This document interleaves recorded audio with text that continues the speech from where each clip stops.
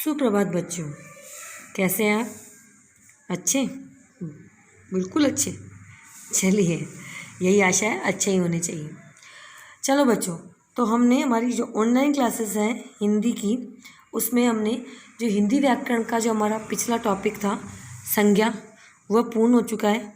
और आज से हम इस क्लास में नया टॉपिक, नया शीर्षक ले रहे हैं, लिंग। क्या ले रहे हैं? हिंदी व्याकरण का देखिए लिंग। तो आज से हम जो नया टॉपिक लेने जा रहे हैं हमारे हिंदी व्याकरण का, लिंग। चलिए, तो सबसे पहले हम लिंग के बारे में थोड़ा सा संक्षिप्त में जानते हैं इसकी परिभाषा के माध्यम से।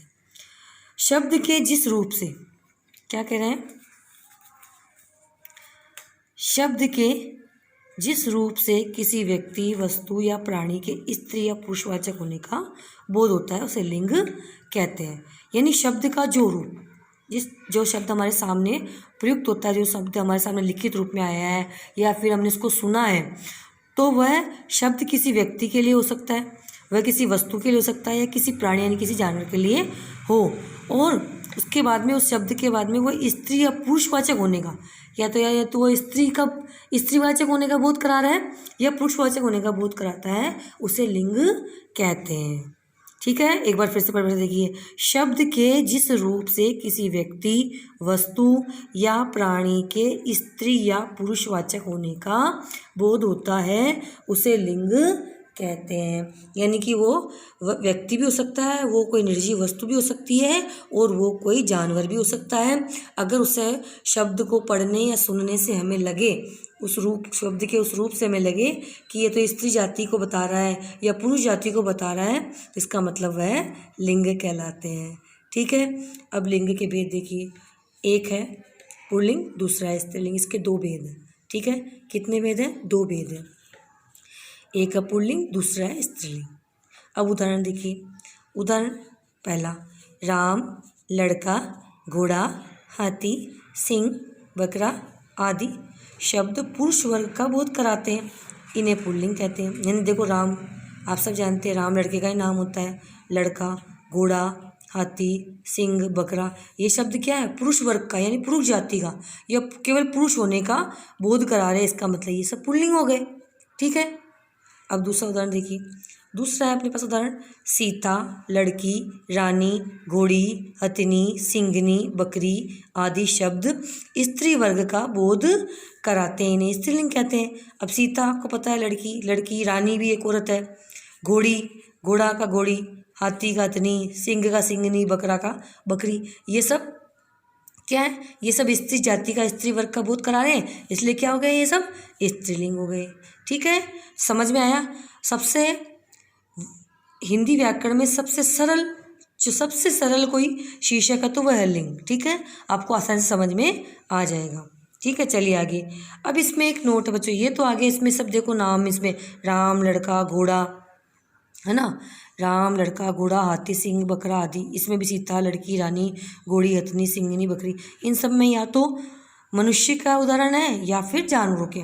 इनमें निर्जीव वस्तु के उदाहरण नहीं आए हैं, लेकिन लिंग निर्जीव वस्तुओं से भी पता चलता है कि वह स्त्रीलिंग है या पुल्लिंग, इसलिए इसे अच्छे से नोट डाउन करें। इसलिए मैंने नोट लिख करके स्पेशल, आप भी इसे कलरफुल अच्छे से लिख लें और अच्छे से समझ लें। निर्जीव या अचेतन पदार्थ, निर्जीव वो जिनमें कोई जीव नहीं होता, अचेतन जिनमें कोई चेतना नहीं होती, यानी कि या तो वो अपनी जगह अडिग हैं, एक ही जगह खड़े या पड़े हैं, रखे हैं, एक जगह से दूसरी जगह नहीं जा सकते, या फिर वो जाएंगे तो वो हमारे माध्यम से, हम लोग उन्हें एक जगह दूसरी जगह ले जाएंगे, वो क्या कहलाते हैं?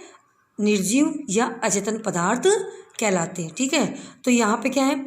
निर्जीव या अचेतन पदार्थ भी पुल्लिंग या स्त्रीलिंग होते हैं। जैसे पत्थर, पहाड़, घर आदि, ये सब क्या है? ये सब पुल्लिंग है। जबकि सड़क, रस्सी, लकड़ी आदि स्त्रीलिंग है। ये सब आप शब्द जानते हैं बहुत अच्छी तरह से, आपको पता है ना, कि पत्थर तोड़ रहे हैं, है ना, न कि पत्थर तोड़ रही है। मतलब इस प्रकार से पत्थर टूटता है, न कि पत्थर टूटती है।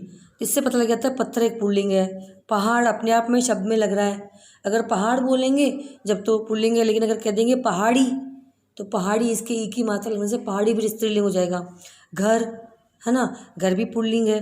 सड़क, ये सड़क इस तरफ मुड़ के इस तरफ जा रही है, नहीं कि सड़क इस तरफ जा रहा है। लोग पूछते हैं ये रास्ता किस तरफ जा रहा है या ये सड़क किस तरफ जा रही है ना, तो ये पूछा जाता है कि ये सड़क किस तरफ जा रही है, तो उससे लगता है कि ये स्त्रीलिंग है। रस्सी, रस्सी शब्द में ही लग रहा है आपको, अगर यहाँ पे रस्सा होता तो फिर पुल्लिंग हो जाता, लेकिन रस्सी है तो स्त्रीलिंग है। लकड़ी, अपने आप में आपको पता लग रहा है कि ये स्त्रीलिंग शब्द है। ठीक है, आया समझ में। ये सभी अचेतन या निर्जीव पदार्थ हैं, या तो ये एक जगह से दूसरी जगह जाते नहीं हैं, जैसे पहाड़ और घर और सड़क, ये एक जगह दूसरी जगह नहीं जाते, अपनी जगह अड़ी गए। और ये रस्सी, लकड़ी, पत्थर, इनको हमारे माध्यम से एक दूसरे को ले जाता है, इसलिए ये पदार्थ निर्जीव हैं। तो इनमें भी देखा आपने स्त्रीलिंग पुल्लिंग होते हैं। अब देखिए अगला टॉपिक हमारा इसी में से ही, लिंग की पहचान। अब आप लिंग की पहचान कैसे करेंगे, तो लिंग की पहचान तथा परिवर्तन के सामान्य नियम। ठीक है, इनको परिवर्तित कैसे किया जाता है तो और इनकी पहचान की कैसे जाती है, तो लिंग की पहचान तथा परिवर्तन के सामान्य 3 नियम देखिए हमारे सामने आ रहे हैं। पहला नियम है जिन शब्दों के अंत में, अब देखिए जिन शब्दों के अंत में आ, पा या पन होता है, क्या आ, पा या पन होता है, वे प्राय पुल्लिंग होते हैं। क्या होते हैं वे? पुल्लिंग होते हैं। अधिकतर आ, या तो उसके उनके अंत में, शब्द के अंत में तो आ आएगा या पा आएगा या पन आएगा। उदाहरण देखिए, खाना, खाना पुल्लिंग है। ठीक है, दाना ये भी पुल्लिंग है। बुढ़ापा ये भी पुल्लिंग है।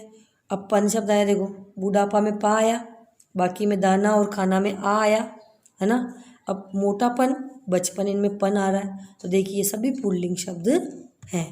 अब देखिए दूसरा है, और जिन शब्दों के अंत में, जिन शब्दों के अंत में ई, इया, वट या हट होता है, वे प्राय स्त्रीलिंग होते हैं।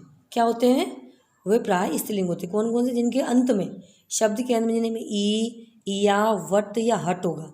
जैसे लड़की, ई की मात्रा, लकड़ी, ई की मात्रा अंत में, नदी, ई की मात्रा आई। ठीक है, इया में देखिए कुटिया, है ना, अगर कुत्ता है तो कुतिया, है ना, यहाँ मैंने लिखा नहीं है, बाकी इस प्रकार से, है ना। तो ये सब इया शब्द आया तो ये सब स्त्रीलिंग में। अब वट देखिए, मिलावट, इसने मिलावट कर रखी है, न कि इसने मिलावट कर रखा है, तो ये सब स्त्रीलिंग में आते हैं। थकावट, मुझे थकावट हो रही है या मुझे थकावट हो रहा है, सही शब्द क्या होगा? मुझे थकावट हो रही है, तो ये स्त्रीलिंग शब्द है। घबराहट होना, मुझे घबराहट हो रही है। अगर पुरुष भी कहेगा तो क्या कहेगा? अगर कोई पुरुष व्यक्ति भी बोलेगा तो वो यही कहेगा मुझे घबराहट हो रही है, और स्त्री भी कहेगी तो क्या कहेगी? मुझे घबराहट हो रही है। ये नहीं है स्त्री कहेगी तब तो घबराहट हो रही है और पुरुष कहेगा जब कहेगा मुझे घबराहट हो रहा है, नहीं, क्योंकि घबराहट शब्द ही स्त्रीलिंग है। इसलिए जब इसका वाक्य में प्रयोग करेंगे तभी पता लग जाएगा कि ये स्त्रीलिंग है, यानी घबराहट हो रही है। चलिए, तो ये समझ में आया, जिन शब्दों के अंत में ई, इया, वट या हट होता है वह स्त्रीलिंग होते हैं। अब देखिए तीसरा, कुछ ऐसे संज्ञा शब्द हैं। अब कुछ ऐसे संज्ञा शब्द हैं, संज्ञा पढ़ने पड़ी ना, और संज्ञा में हमने क्या पढ़ा? हमारा निष्कर्ष क्या था? हमारे आस पास इस संसार में, इस जगत में जो भी चीज़ें हैं वह सभी संज्ञा हैं, क्योंकि परिभाषा क्या थी? किसी व्यक्ति यानी किसी प्राणी वस्तु, स्थान, जाति अथवा भाव के नाम को संज्ञा कहते हैं। सभी कुछ संज्ञा में आ जाता है। यही कहते हैं कुछ ऐसे संज्ञा शब्द जो स्त्री तथा पुरुष के लिए समान रूप में प्रयोग किए जाते हैं। जैसे देखिए क्या देखा अपन ने? वे कुछ ऐसे संज्ञा शब्द जो स्त्री तथा पुरुष के लिए समान रूप में, यानी ऐसे कुछ शब्द भी हैं। भाई कुछ ऐसे शब्द तो आए हैं जो स्त्रीलिंग, स्त्रियों के लिए होते हैं तो वो स्त्रीलिंग कहलाते हैं। कुछ ऐसे शब्द आए हैं जो पुरुष वर्ग में आते हैं वो पुल्लिंग कहलाते हैं। लेकिन इन दोनों को मिला करके स्त्रीलिंग, पुल्लिंग, कुछ ऐसे संज्ञा शब्द भी हैं जो स्त्री और पुरुषों के लिए समान रूप में काम में ले आते हैं, यानी समान रूप में प्रयोग में लेते हैं। उनके लिए अगर वो पुल्लिंग है तो उन्हें स्त्रीलिंग नहीं कर सकते, अगर वो स्त्रीलिंग है तो उन्हें पुल्लिंग नहीं कर सकते। जैसे मंत्री, अब चाहे वो स्त्री, आपको पता है, आप सब लोग पढ़ते हैं अखबार वगैरह, सबका टीवी न्यूज़ देखते हैं, उनमें देखा होगा आपने, अगर महिला मंत्री तो भी मंत्री कहलाती है, अगर वो पुरुष है तो भी मंत्री कहलाता है। ये नहीं कि अगर वो पुरुष है तो मंत्री और स्त्री है तो मंत्री नहीं हो जाएगा, नहीं, मंत्री ही कहलाएगी। इसी प्रकार प्रधानमंत्री आज तक हमारे जब 1947 के बाद देश आज़ाद हुआ, जब हमारे यहाँ पर लोकतंत्र की स्थापना हुई, तब से हमारे देश में प्रधानमंत्री जो हैं, जो बने जितने आज तक, उनमें से केवल महिला एक बार ही प्रधानमंत्री बनी, इंदिरा गांधी। ठीक है, तो उन्हें भी प्रधानमंत्री कहा गया, ये नहीं वो स्त्री थी तो उनके लिए कुछ नाम परिवर्तित किया गया। तो प्रधानमंत्री, राष्ट्रपति, उपराष्ट्रपति, इंजीनियर, डॉक्टर और खिलाड़ी, ये शब्द ऐसे हैं जो पुरुष के लिए भी यही काम में होते हैं और स्त्री के लिए भी यही काम में लिए जाते हैं। समझ गए आप? जैसे अगर वो पुरुष मंत्री है तो वो मंत्री है, स्त्री है तो भी प्रधानमंत्री, अगर पुरुष है तो भी प्रधानमंत्री है और स्त्री तो भी प्रधानमंत्री। राष्ट्रपति, आपको पता है प्रतिभा देवी सिंह राष्ट्रपति बनी थी, तो ये पता थोड़ी था कि वह राष्ट्रपत्नी हो गई, वह राष्ट्रपति ही कहलाई। इसी प्रकार उपराष्ट्रपति, आज तक कभी कोई महिला उपराष्ट्रपति नहीं बनी, लेकिन अगर कालांतर में भविष्य में अगर कोई महिला उपराष्ट्रपति बनती है तो वो भी उपराष्ट्रपति कहलाएंगी। और आजकल आपको पता है इंजीनियर, डॉक्टर सब पुरुष भी होते हैं, महिला भी हैं। तो इसका मतलब ये थोड़ी है कि अगर महिला इंजीनियर है तो इंजीनियरिंग हो गई, इंजीनियरिंग हो गई, या डॉक्टर तो डॉक्टरानी। ये जो अधिकतर गाँव में जो बोला जाता है डॉक्टर, अगर महिला डॉक्टर तो गाँव के ग्रामीण लोगों ने डॉक्टरानी साहब कह देते हैं, लेकिन वो हिंदी में उन्होंने कर दिया। ठीक है, लेकिन जो ये अंग्रेजी का शब्द है डॉक्टर, इंजीनियर, तो ये इनके पुल्लिंग स्त्रीलिंग बदलते नहीं हैं, ये जिसके लिए हैं वैसे के वैसे प्रयुक्त होते हैं। अगर वो महिला है तो भी इंजीनियर है, पुरुष है तो भी इंजीनियर, अगर महिला डॉक्टर है तो भी डॉक्टर है वो, और पुरुष है तो भी डॉक्टर है। हाँ, इनके नाम के पीछे हम थोड़ा परिवर्तन कर सकते हैं, जैसे डॉक्टर साहिबा, डॉक्टर साहब बोलते हैं ना, तो यहाँ पर हम अगर महिला डॉक्टर है तो उन्हें डॉक्टर साहिबा बोल सकते हैं। इसी प्रकार खिलाड़ी, अब खिलाड़ी हैं तो आपको पता है कितने यहाँ पर इतने सारे खेल हैं जिनमें आजकल लड़कियां बहुत आगे बढ़ चढ़ के आ रही है, रेसलर में, ठीक है, तैराकी में, इनमें, तो आपको पता है उनको भी खिलाड़ी कहा जाता है। तो कहने का मतलब ये हो गया कि कई ऐसे संज्ञा शब्द हैं जिनमें स्त्री पुरुष दोनों के लिए समान शब्द प्रयोग किए जाते हैं, चाहे वो उनके लिए बदलते नहीं है। ठीक है, अब कुछ और उदाहरण देख लीजिए आप। ऐसे कुछ शब्द हैं जो कैसे परिवर्तित होते हैं। अनुज, अब अनुज की आ की मात्रा लगी अनुजा, तो स्त्रीलिंग हो गया आ। कई बार हम आ की मात्रा लगा करके, ई की मात्रा लगा करके, यहाँ पे जैसे वो था, जैसे इसमें है ना, अगर वो ए की मात्रा में पुल्लिंग है तो आ की मात्रा लगाने से वो स्त्रीलिंग हो जाएगा, है। और कई बार ई लगाने से, ईया लगाने से, ठीक है ना, ये लगा देने से भी पुल्लिंग से स्त्रीलिंग में परिवर्तित हो जाता है। जैसे अनुज का अनुजा हो गया, आ लगा दिया। आत्मज, इसके भी जा, जय के आ की मात्रा लगा आत्मजा। टोप, अब यहाँ ई की मात्रा लगा दी टोपी, ठीक है। माली, अब इन लगा दिया यहाँ पे, मालिन, इन हो गया पीछे, माली मालिन। कुमार कुमारिन, इन हो गया। ग्वाला ग्वालिन, इसमें पीछे इन लगा दिया। पंडित पंडिताइन, पंडितानी, है ना, आनी और आइन, ठीक है। इस प्रकार से ये परिवर्तित हो गए।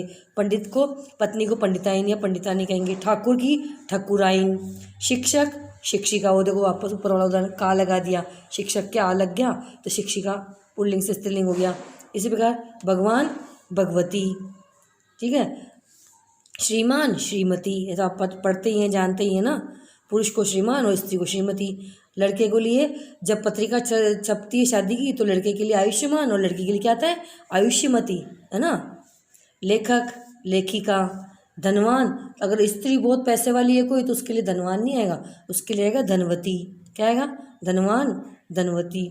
गुणवान, अगर पुरुष गुणवान है या कोई लड़का गुणवान है तो उसके लिए गुणवान। लेकिन अगर वह स्त्रीलिंग में परिवर्तित कैसे होगा, अगर कोई लड़की कोई स्त्री है गुणवान तो उसे गुणवान ने कह क्या कहेंगे, गुणवती। क्या कहेंगे, कहते भी ये बात तो बहुत, ये लड़की तो भाई बहुत गुणवती है, तो गुणों की खान है, इसमें तो बहुत गुण है, तो गुणवान गुणवती।